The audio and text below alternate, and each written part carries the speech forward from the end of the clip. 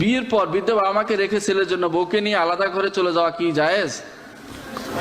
অবশ্যই জায়েজ। আলাদা ঘরে যেতে হবে। মান ইসতাতা মিনকুমুল বাআতা ফালিয়াতাজাওয়াজ। কেউ যদি সক্ষম হয় সেজন্য বিয়ে করতে বলেছে। বিয়ে ওই সময় করা উচিত, একজন ছেলের ওই সময় বিয়ে করা উচিত যে আলাদা ঘর বাঁধতে পারে, এটা উচিত। কিন্তু এর আগেও করতে পারে, চেষ্টা করা উচিত। মানে আপনার ক্ষমতা নেই, আপনি পিতামাতার কাছে যদি কোনো পিতামাতা সহযোগিতা করে, এটা ওনার প্রতি ইহসান, দয়া করছে আপনার প্রতি, সেই হিসেবে তাদের সাথে আপনি থাকুন।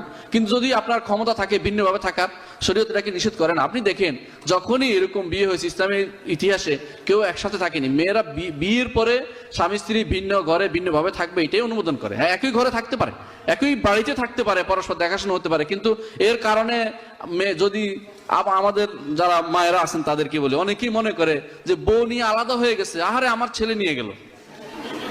এটা ঠিক নয়, এটা ঠিক নয়। কেন? ছেলে নিয়ে যাওয়ার জন্যই আপনি বিয়ে করিয়েছেন।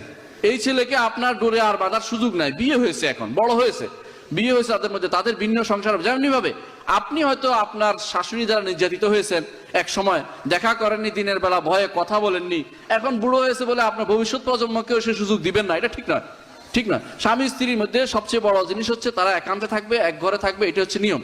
আপনার সাথে দেখা হবে, কথা হবে, আপনার প্রয়োজন পূরণ করবে, সেটা আপনার ছেলের উপরও ওয়াজিব। কিন্তু আপনার বৌমাকে আপনি জোর করে তার সাথে দেখা করতে দিবেন না, আলাদা করে রাখবেন, দূরে থাক, আমার কাছে থাকলে সুবিধা, টাকা পয়সা নিয়ে আলাদা হয়ে যাবে, এই জাতীয় চিন্তা ভাবনা করা কখনো কোনো শাশুড়ির পক্ষে ঠিক নয় বা কোনো মায়ের পক্ষে সঠিক।